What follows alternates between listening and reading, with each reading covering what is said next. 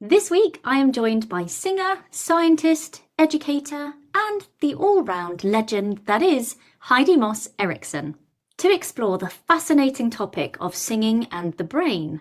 Heidi helps us to unpack what's going on in the brain when we learn to sing, and why simplicity and complexity coexist with this skill.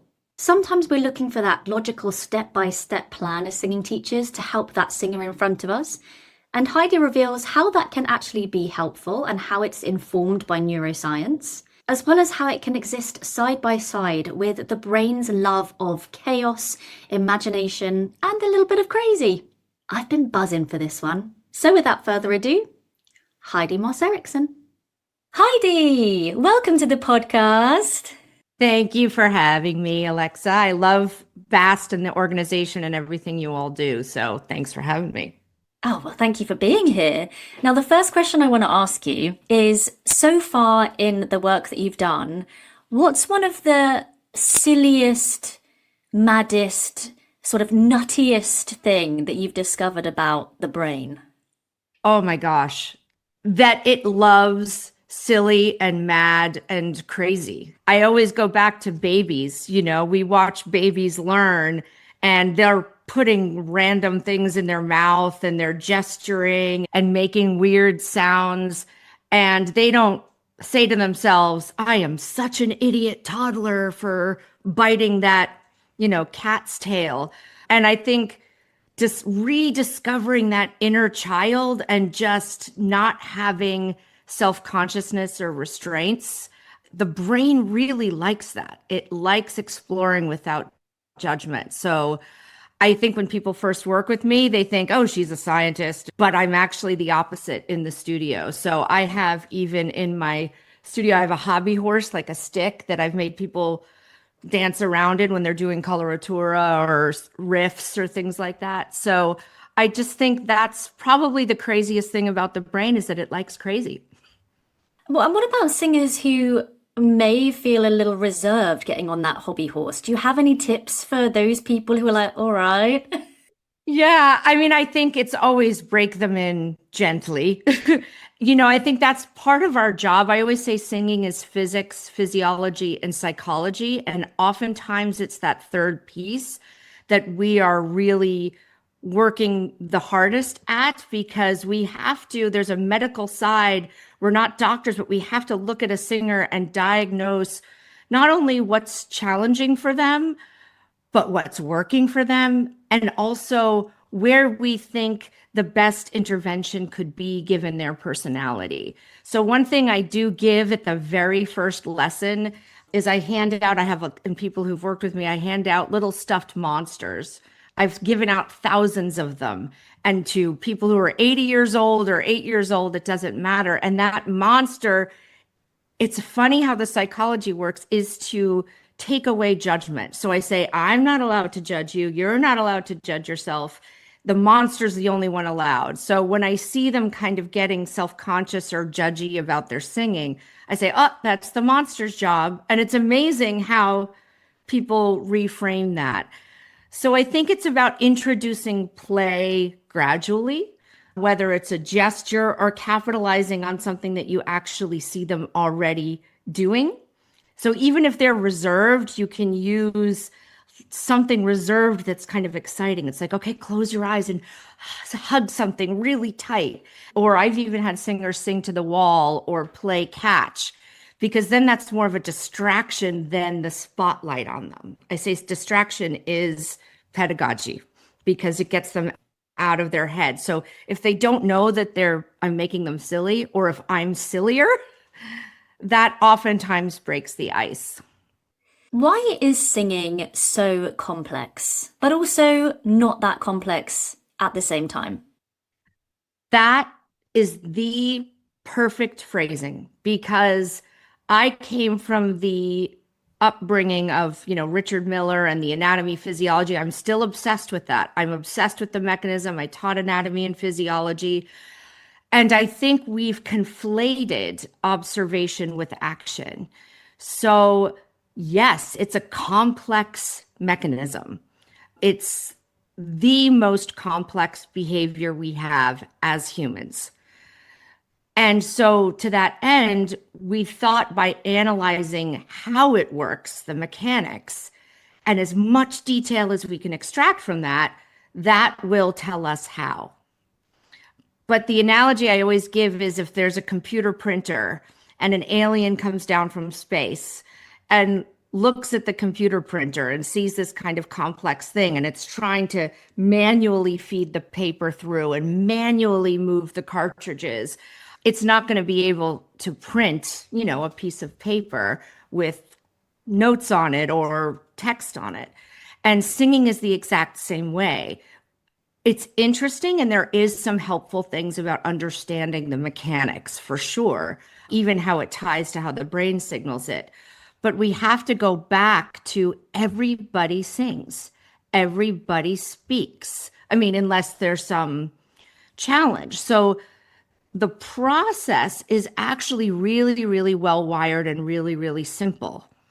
It's just that we've strayed from that a lot. There's other cultures that still have it. I work with a Hindustani classical singer, for example, and we talk all the time about a universal pedagogy because in what he does, there's no written music. It's short chunks, it's patterns, it's mimicking. It is much more, of course, he always says that he jokes. It's like there's baggage and issues that we judge just like classical. It's just different. So we all have the urge to be perfectionists and find something in our pedagogy that is the Holy Grail, but they're very, very different. So I think the simplicity comes with trusting that we've been doing this for hundreds of thousands of years, that it's hardwired. The complexity comes with the what to think about when, which is the Holy Grail, because we can think about infinite things. And that's part of what I love about the process of looking at a piece and being able to dissect how to approach it from the brain standpoint. So it's complex in terms of 100 muscles firing in milliseconds, unlike any other motor behavior. If I'm grabbing a cup, it's over seconds, I can see it. So I think we have to differentiate between what is useful for pedagogy. By the way, if an alien did come to Earth, what would be something you would ask it? Oh, that's great. If they had music in their culture, and if so, did it come early or not? Do they have something comparable? Singing came before both music and language in our species. So that's the other thing, is it's the chicken and the egg. Do they have the innate feeling that we have to express via music? What might all of the work that you've done on singing in the brain say about this argument between this inherent talent that someone might have compared to another person who might seem to take to singing less easily? I love this question. I was working with Eric Jarvis, who is a neuroscientist who studies vocal learning in songbirds. And we had over the years talked about looking into kind of even genetic or polymorphisms, or because they've done that in birds. And it is an ethical thing in that way, but they're definitely skills like anything else. But what I would argue is that we are remarkably plastic in this behavior. And one of my favorite projects that I ever did was teaching cochlear implant patients how to sing. And in the beginning, they couldn't even pitch match, because of the design of the implant. It's designed for performance and speech. They get cacophony. A lot of them don't even like music anymore. But I had one client who was able to match pitch at the end and enjoy singing again after not. So it's about identifying where in this pathway of auditory to motor planning to output a singer is struggling. And it also goes back to that idea that we can't really hear ourselves. And so if they don't have enough algorithms, they're going to come out with something that is not, we expect too much too soon. And so it's about hacking their brains to see where we can intervene. And oftentimes there is a way.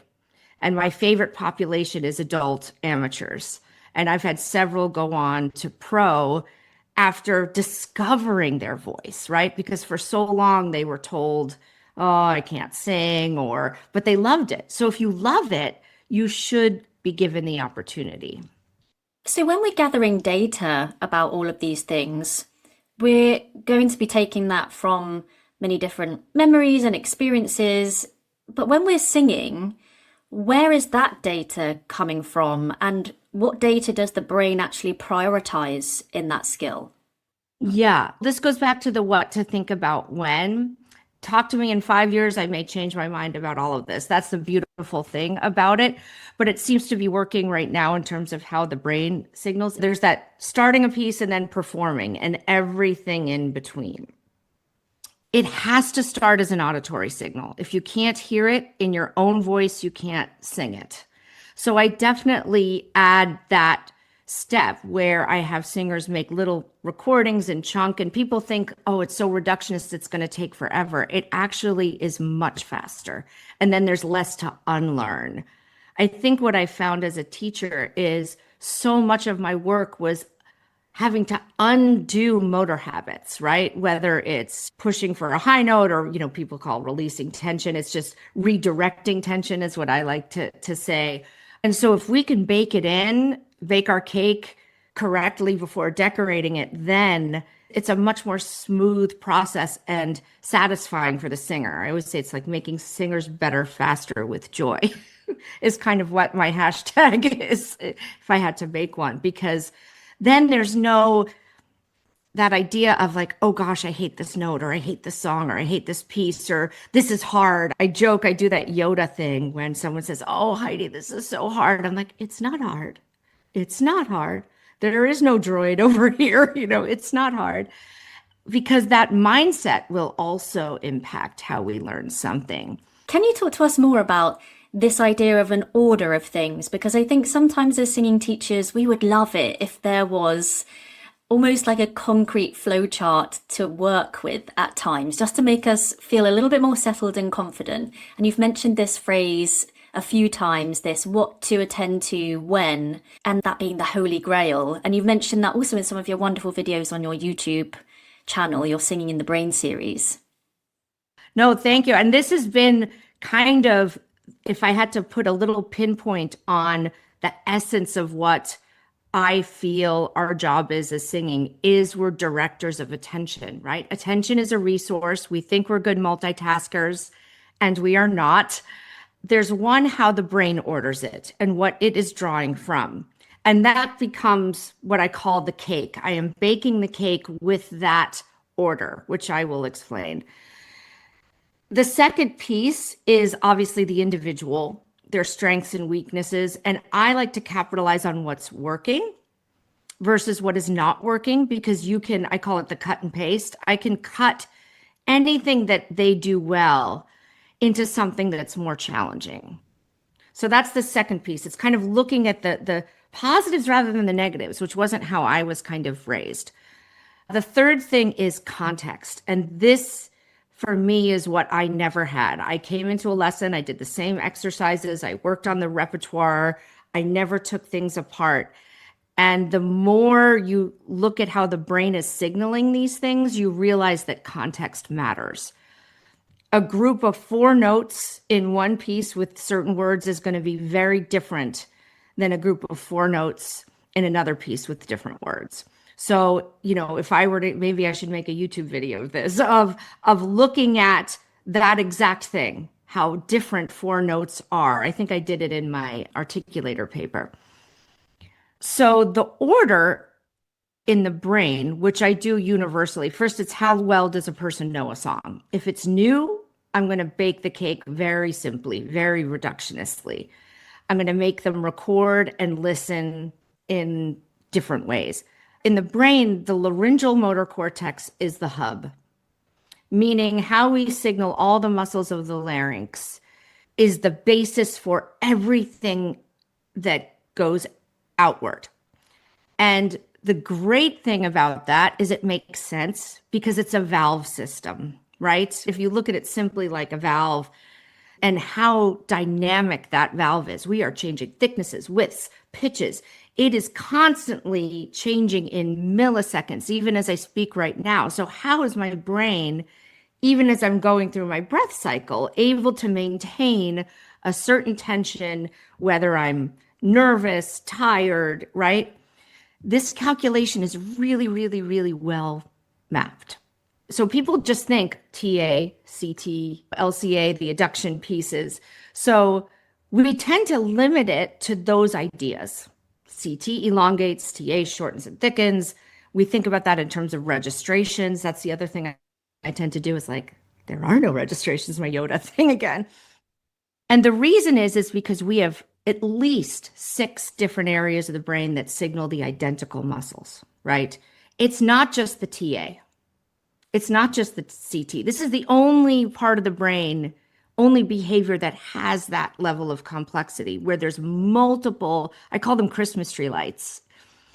I tell my singers that we have these Christmas tree lights, and if we're only doing it literally in context, the brain only has data for that one Christmas tree light. And our goal is to light up our entire brain with as much data as possible. So those 6 different areas, one is the evolution one, which songbirds have, which is way far away. They're about as far away as your elbow and eyeball. That's how I word it in your brain in terms of, there's not really a homunculus, but there's homuncular-ish, meaning organization by parts with exceptions. But singing's completely different. Singing changes as soon as you start vocalizing, it goes to a vocalization hub. So when I stick out my tongue, that is a different signal than when I'm talking for tongue. Same with lips, same with jaw. This is how I was able to rewire after my injury. Thank goodness they're separate. Thank goodness they're context dependent, because otherwise I wouldn't be able to sing again. There's a separate signal for pitch, just pitch. There's another separate signal. This is that distant, that's conserved, that all animals have. It's why my cat can meow and be annoying, or, dogs can bark. And dogs have good auditory memory. You can tell them to sit or speak, right? That is a part of this wheel of vocal learning that we have, is that auditory, but they can't tell you, I don't feel like sitting. So that separation of adduction, thickness, which has the nuance of registration, the nuance of intensity. It has pitch-ish, like the meow, but it's not targeted specific pitch. That is separate, yet they all signal the same muscles. So I like to separate those ideas for singers, right? Can you hear the pitch in your head first? Because if you do that, then the folds will go to that. And then add kind of thickness and intensity and those ideas separately. There's also separate signals for ascending and descending. I always say we want to push high notes because evolutionarily, the only reason we needed to say anything high and loud was to go, there's a tiger over there. So there's no need to go like, there's a tiger, right? So that's why that is so hard to undo, that light energy. So that's where I'll give play directives, like you're tickling a sheep's belly as a cloud who's floating over your head. Like the crazier it is, the more their brains can say, oh yeah, that's, or a secret, something like that. So I don't know if that helps the order, but I bake my cake with laryngeal first. I mean, I'll always toggle back and forth depending, and then their money, everyone has a money acoustic, I call it, where people are going to throw money at you. So it's like, okay, let's find your money acoustic there. And then we're going to find the shortest distance between 2 points for the words to go there to get the crisp diction without disrupting that laryngeal stability, because with laryngeal stability comes efficiency. What does that say about the exercise patterns that we might use in our studios then? Like if we're running a Rossini scale or we're doing some octave repeats, what does that mean and how does that fit into the order, or does it fit into the order? Yeah, I love that question. This is why comparing other cultures is so interesting. The Western music paradigm is based on instrumental. So we do scales when we think we need to warm up. I don't do any of that. Now, that doesn't mean, I always say there's many paths to Rome. If it works for a singer and it works for a teacher, my line is always what works, works. I, again, like to be efficient, so I will extract the Rossini coloratura and use that as an exercise, right? So a shorter pattern, I will invert, I will transpose, I will come at it from above.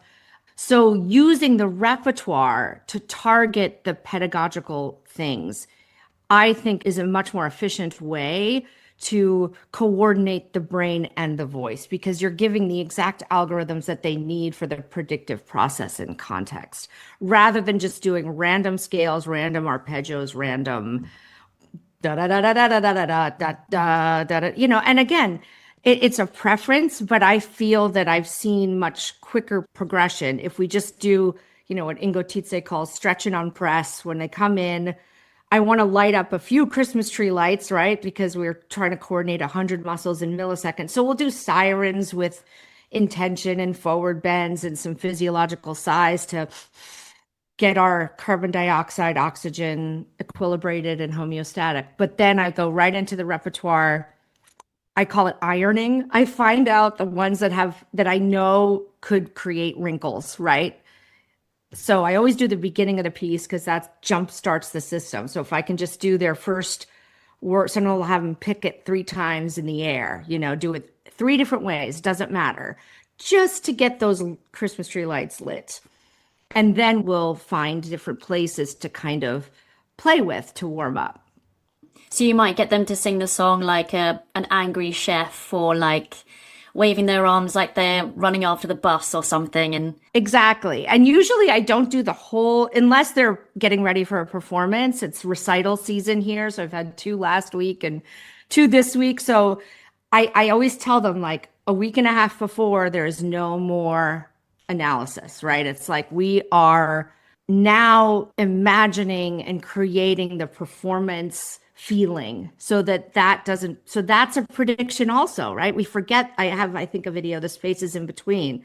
The moment right before you sing your first note in a recital needs to be experienced in a way, or waiting backstage before you walk on. We tend to focus just on the moment we sing.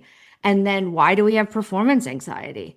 Is because expectation, the brain's a predictor. It has no idea what's going to happen when I see my mom in the audience, those kinds of things. So I make them lie on the floor and imagine the whole thing and what they're going to feel like. And they say their heart rate will go up, even just lying on the floor and picturing themselves walking in. And athletes have used this for a long time, this kind of imagery approach. But as singers, we're so fixated on technique and getting it right. And I think we've selected for resilience, not talent, because you have to have a thick skin and not care to be a good performer. And we should not have that. We should have sensitive, talented people who are just trained for that, and not kind of this critique heavy Simon Cowell environment, Hi, it's Lynn here, popping by with a free resource. If you're a singer who wants to teach but sometimes feels a little unsure or overwhelmed, I've put together some free resources to help you feel grounded and supported as you take your next steps. Just check the link in the podcast description and you'll get an informed, practical PDF guide to help you get started, plus a few follow-up resources to help you feel less of a fraud and more confident in your teaching journey. so what are the integral parts, would you say, to setting up a well-informed prediction in the brain for singing? So as I'm speaking right now, my articulators and pitch, now because I'm not specifically targeting a pitch, this is where singing and speech differ. My DLMC, the part that signals pitch, doesn't care as much as my VLMC. So that signal comes a little later than some of the phonemes that are being signaled for language.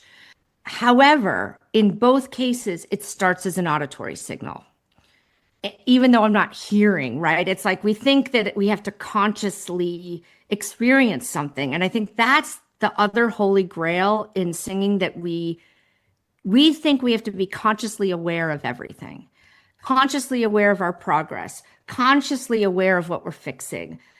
And the magic is that I'd say 99% happens behind the scenes without a conscious awareness.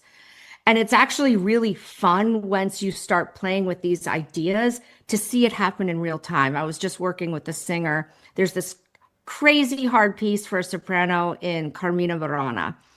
And this student took it, a professional gig, has never sung a high D pianissimo before. And she comes to me and she's like, oh my gosh, what am I going to do? And we did it in this reductionist way. We didn't even tackle the D. I just wanted to get her in that pattern, feeling comfortable and free, a little bit lower, making it, I always say, like, we don't, high notes and low notes, that's also Western music construct, right? There's no such thing. These intervals are much wider. I mean, when we see them on a page, so it's like we did all this little imagery of like their neighbors, that D6 and B3, are like next to each other. And then I said, okay, let's sing it. It was perfect, even though she had not practiced that note specifically. So you get to see this transfer of predictive information, if that makes sense. Yeah, so you don't actually have to have experienced it first to be able to hear it in your head how you want it to be. Exactly. And there's other data that will contribute to that, right? So even if someone says, I haven't practiced in 2 weeks, right? They come back and they sound better. Why? Well, because as you sleep, the brain is taking in information, it's consolidating. So all of these things happen behind the scenes. The auditory signal, though, is universally first. And that's why, experience matters, because you get experience hearing that's why I say we need to have our singers not only listen to themselves, listen to other singers. Listening it used to be such a big part of our culture. And now it's like headphones and music that is processed, but go hear live music because that is so important. Now, the unique thing is that auditory signal then has a little wire, just like my headphone wire, that connects to Broca's area, which is the motor planning area. And I look at it like a recipe, the auditory signal that you have to be able to hear in your head. If you're going to, this is why I'm actually against sight singing. There are people who are good at it. I was trained as a pianist and, all of these things. It's necessary for a certain group of people for certain fields. It should not be a universal thing because it does go against what evolution in the brain are. And people who can't sight sing feel like they're bad musicians. And that should not happen. So that's a whole other conversation. But it's because we have to be able to hear what's in our heads, what we're going to sing first. The recipe is saying, I want this sound to sound this way with this acoustic and this registration with this emotion. That's what happens in the Wernicke auditory. Then it sends the wire to the motor planning. And that's when that area goes, hey, I like this recipe. I'm going to throw in a little bit of lip rounding and how about a little TA? And then it goes back to confirm. This all happens ahead of time, even as I'm speaking, and says, hey, I threw these ingredients together. What do you think? And the auditory cortex says, you know what? You need a little more of this. And then it goes back. And that happens back and forth until finally they're matched. Once they're matched, that's when it goes to the sensory motor cortex to signal. That is what is different between experienced singers and amateurs, is the wiring between those two. It is not the parts themselves, which is lucky for me, right? It is not flexibility of your tongue or jaw or lips or breath or capacity. It is that matching ability of what I want to sing to how I make that sound that experience gets. So I feel like my job is to make a singer have, first of all, the mindset to what does it mean to audiate? It can't just be, that's why I hate dynamics and scores. Piano, what is piano? It has to be something that evolution likes. Quiet and excited to rock a baby, right? Rather than low energy. The brain likes details. So the more details I can give that auditory signal, the better the recipe will be. If I just say, bake me a cake, But if I say, I want vanilla with pudding inside and frosting, then it's able to gather the ingredients. And I'd say, Heidi, don't come to me for that because I can't bake for shit. I'm a terrible baker because I like improvisation. So I'm just like, I got into sourdough bread, which is a whole, just because I thought I like microbes. It's like, I like to fuck around. I like to mix and match too much that baking is just not for me. How do you suggest that we work with neurodiverse learners with this? Is there a way to include audiation and this sort of approach with people who have different learning needs? Absolutely. I'm neurodiverse and I have a lot of students, and it goes back to like the joke is among people with autism is like, if you meet one person with autism, you've met one person with autism. So there are differences in that. I currently have a student. A lot of people on the autism, if we're talking about autism, there's ADHD and autism, which are the most common, I think, that we see in our studio. And she has very, very good mimicking skills and pitch matching. And so I will use what I call songbird strategies. Now, the hardest thing is to get her consistent. I use a lot of visual biofeedback. I feel like that adds a Christmas tree light. So I always have Voce Vista running just so singers can see their voice. We can go back and hear without, or if you don't have a visual or something that you can go back and listen to, it becomes this kind of the old school, I sing, the teacher corrects me, and I try to do what they're telling me to do. And we don't have this moment of being able to listen and look so that we're both on the same page. So I feel like we need some biofeedback or some common listening thing. So we do that, and then she can to sort of take away that, I call them training wheels, take away the having to mimic.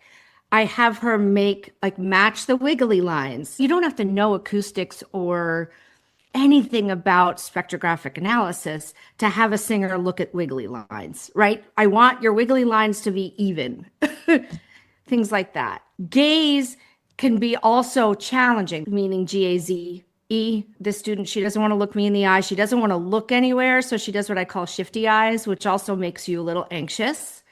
So I have her sing to the tip of, a pencil and then even move it out. They have to trust you and be receptive. That's part of it too. Sensory things are also really good. She has a puppy. And so I'll give her a stuffed animal like this. And if her onsets are, oh, sorry, guy, I just hit my stuffed animal. But sometimes if her onsets are too strong, she's too aggressive, I will have her pet.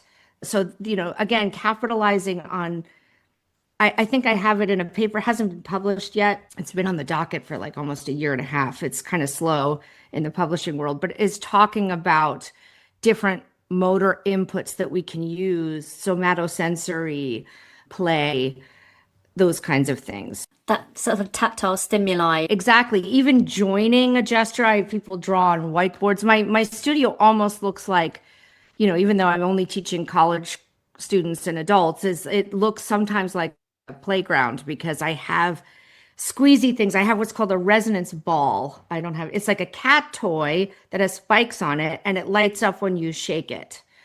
And so if I find that their acoustics are kind of fading in and out and they're not resonance matching, I'll have them shake the ball and it lights up. And I'm like, this is your ball of resonance, and things like that. And the brain is extremely good at metaphor. The brain is extremely good at association. It's not as good as saying, okay, lift your tongue, drop your jaw, suck your belly in. First of all, they're not holistic. We're recruiting 100 muscles in milliseconds that change all the time. So a fixed position doesn't quite work. So these kinds of more holistic ideas, the brain can wrap its head around more. It's more how we're wired. There's a really great chapter, I think, in a book called Singing with Your Whole Self. And we also had a podcast with Robert Susuma about intention. Yes. What is the role of intention and how does that inform our vocalizations and work with prediction? Absolutely. I pair intention, which is What am I trying to communicate? With affect, meaning what am I trying to flavor it with? So like I can say I love you in a million different ways. Why do we vocalize? It capitalizes on the most fundamental reason why we vocalize, right? Which is intention and affect. We are trying to communicate something. It's this next level of communication, which is what we always need in singing. The key, though, is not all literal intentions and affects for a piece help the motor system. Meaning, if I'm singing a very sad Schubert lied and it requires this pianissimi or floating kind of thing, if I am literally sad, my brain interprets that differently in terms of a motor output. It's not going to have the requisite energy that the song requires. And so what I do is I say, okay, we need to automate the motor system first. And that may be singing it angry. There's certain emotions, high valence, I call it. There's valence in emotion that work really well for the voice, because there is a paper, believe it or not, I forgot when it was, maybe the night, it's an older one. It was crazy that loud and fast is the most accurate signal for the voice in terms of brain timing and instrument timing. It makes sense. Again, going back to there's a tiger coming. Like when we need it to be loud and fast, we best be accurate as a species, because that usually means danger. So it tends to recruit breath, laryngeal registration, all of that, going, hey, that kind of thing. That is when we do have to separate, because some people, we want to be authentic on stage. We want to be good actors. But if it's not automated yet with the right energy, that will fail us. That's the decorating of the cake, because we want to be so authentic and so literal. And sometimes that just doesn't help the instrument. But if it's automated, then I have flexibility. That's the beauty of automation, is because I'm not going to sing something the same way twice. So every situation is going to be different in terms of how I feel that day, how my heart rate is, because that impacts respiration, what the acoustics are of the room, right? So every time you sing a song, it is not the same. I use this video of Bernadette Peters in a lecture I give, where she had to sing Not a Day Goes By, a song she has sung for her whole life, probably, and you watch it in this particular performance and she loses it. She loses it in her tears. She gets angry. And I was like, what the heck did I just watch? Because it was so different than any other time she sang it, but it was still perfect, right? It was like I hadn't heard that, day after day. Like she just really, and I found out her husband died in a plane crash 3 months before she had to sing that song. We want that. We want to be so automated and have enough algorithms that if in a moment we want to interpret it differently, we can, and it'll still be amazing. And that's where I think we have to, as teachers, decide when are we going to be literal with the piece, or is that student automated enough that they can sing that piano or sing that with sad emotion. So I'm married to a composer. So I always say, number one, it's always the composer's fault, because they're putting a word in a note that's just like really difficult. So I blame the composer, and I also say the composer won't care how you bake your cake. Most of them aren't around anyway, but even if they are, I sing a lot of my husband's music. It's like, he doesn't know how I learned it, how I got automated. He only wants to see me honor the poetry, the music, and the performance. So that's where I separate performance and practice. Detail matters. We can't just say, be sad, be happy. We don't want to get too personal. I'm very, I want boundaries, but I do think sometimes I just pick crazy things. As I said, like everyone laughs when I say, pretend there's sheep clouds jumping over your head and you have to tickle their bellies. Like it's just an image that is not normal, and people laugh, and then they get that energy and they're like, so it's finding something specific and high valence, I think, that's good. Yeah. Does any of this research point towards parts of the mechanism or body that respond best in a certain order so that we can maybe have a little follow? 1,000%. Edward Chang at UCSF, there's no mystery anymore. This is what I love about the neuroscience. There is no mystery because he was working with epileptic patients where you need open brain surgery. And he used that, his goal was very noble, and he's already succeeded. He wanted to design something that you could implant into the brain of someone with ALS or locked-in syndrome, where that person could audiate and a computer would say it.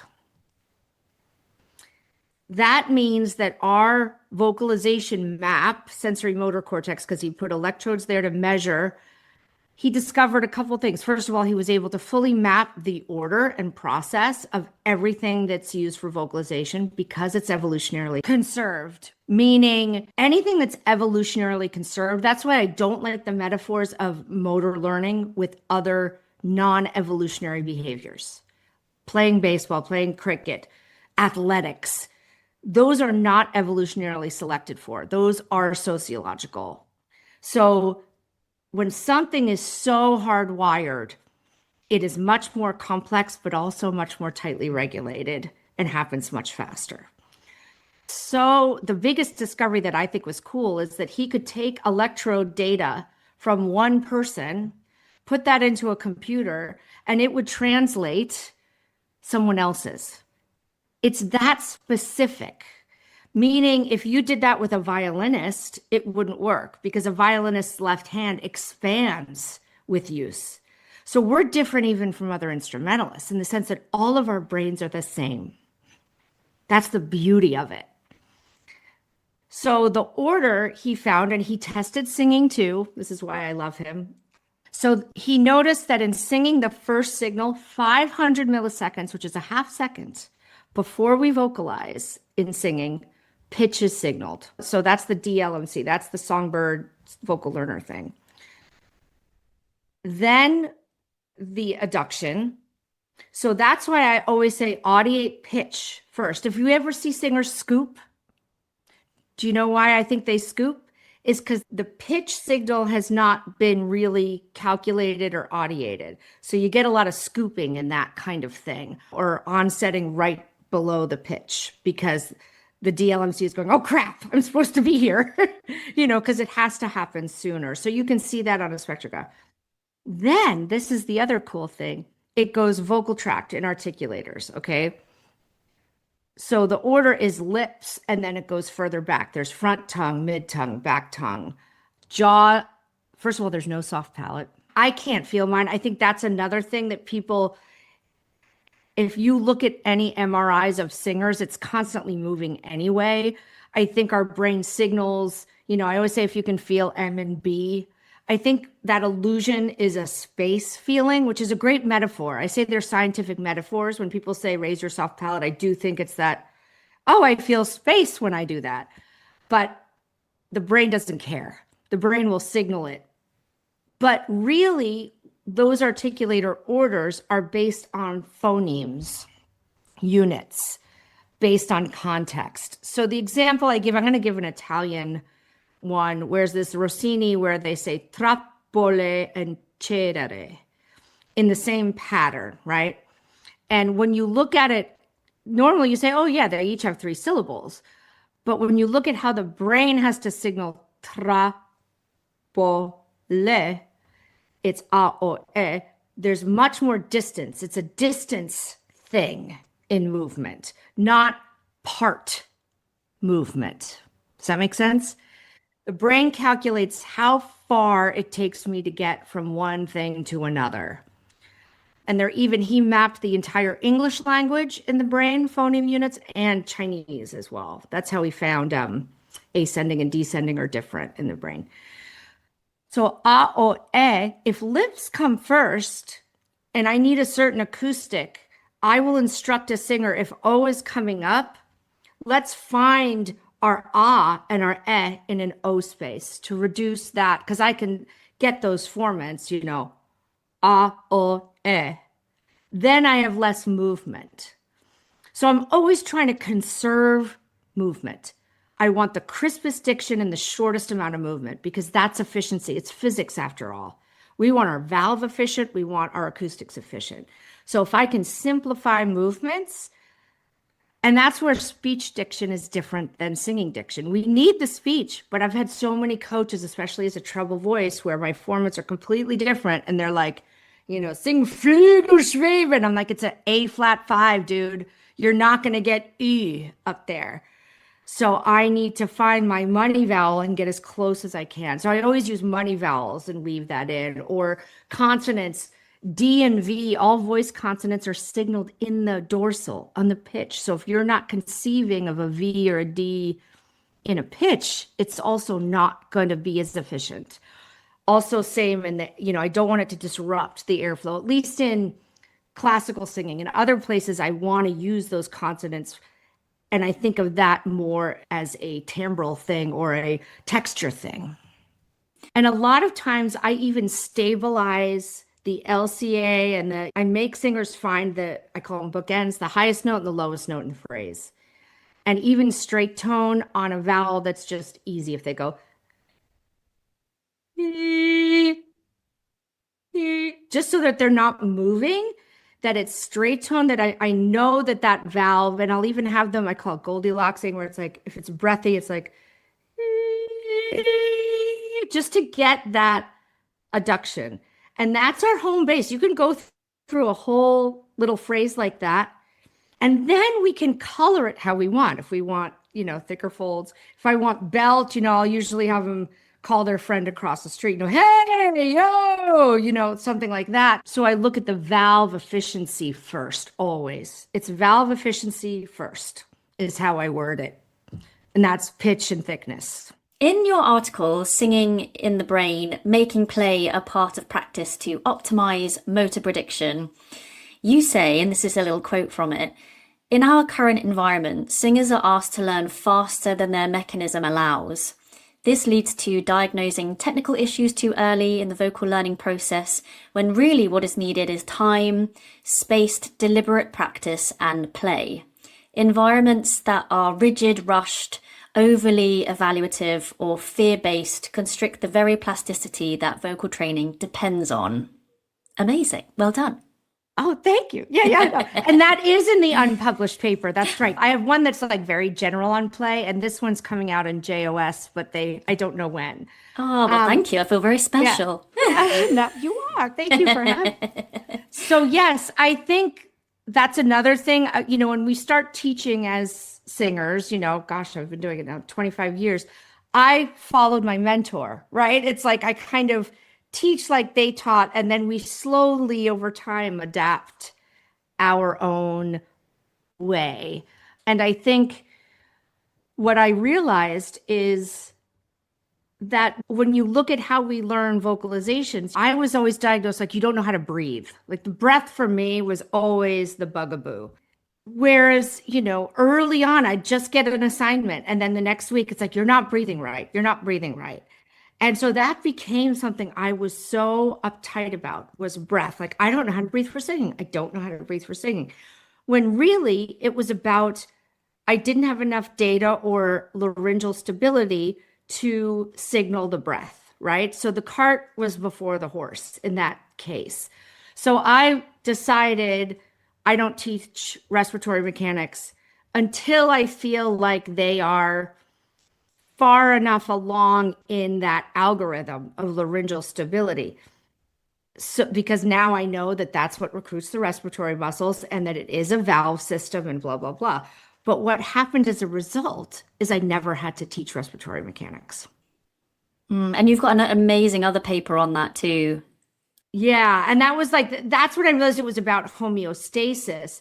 And so that happened by chance. And then Bellick published that paper on the laryngeal motor cortices are signaling. Makes sense. This is a highly coordinated behavior. So when we're breathing normally, when we're not talking, that's one signal. When we're singing, it's consolidated so that it can coordinate. There's actually a separate signal in the laryngeal motor cortices that account for that gradual change in air pressure as I go through a phrase. So I found that little tricks, like if I had a singer, a lot of times if there's a high note in the beginning, they will, blow their wad on that high note, right? On the beginning, and then not, it's because their brain hasn't predicted all the way through the phase. So I'll call it the clock. I'll say, okay, you start up here. I want you to be halfway through the phrase when you're at 30, and then their breath is fine, right? So there's little tricks you can do to hack that laryngeal efficiency. And then if there's a piece where they have no time to breathe, why are we torturing ourselves? I want their brains to experience every phrase with complete homeostasis. So I'll say, okay, we're gonna stop. Next phrase. Then you're not baking in anxiety. Because if you bake in anxiety about a note or a breath, that is so hard to undo. And to this day now, with hundreds and hundreds of students, they have not needed any respiratory mechanics. What does this all mean for peripatetic teachers or those working towards exams or assessments or auditions? Yes. I mean, it's going to take a while to change the system. I mean, we have here in the US, I was horrified where their honor choir auditions for the state of California, these 14-year-olds needed to sing something from the 24 Italian songs and arias. And it's like, I'm going to write a paper on why we should not use those. Even just look at Caro mio ben. When I look at the complex articulator, you have A, O, E, E. Think of all the formant shifts there. Caro mio ben, right? Think of all of the consonant contact points that need to happen. And you're going through a registration shift in the opening. Like that's just a beginning singer who doesn't have that arcuate fasciculates is called from the wiring is not, you're just setting them up for failure. And even middle voice with the vocal chink of a girl, like a 14-year-old girl, it's like they're not getting the adduction. So all of these things, at least in the conservatory system or public school classical thing, it's going to take a while to change those paradigms. I'm at a conservatory of music. I'm very lucky. This is one of the reasons I moved to this school. It's the University of Pacific in California. We're starting a master's in voice pedagogy. It'll be the first one that emphasizes neuroscience, and we're linking with the speech language pathology department and hit the ground teaching singers because we have a community music school. They're allowing me to change the paradigm because it's small. But other schools are not, and that's what's going to be hard. So I think what I would recommend if you're forced to be in a system, it's like a process, not product. And I think we all need to be kinder to our students. We want to make a next generation of singers that have joy in what they're doing and not look at it like it's a competition or comparison game, that they can find joy in their own artistic expression. And there's enough repertoire out there that you can check all the boxes that are the requirements for a singer for an audition, but find songs that they love.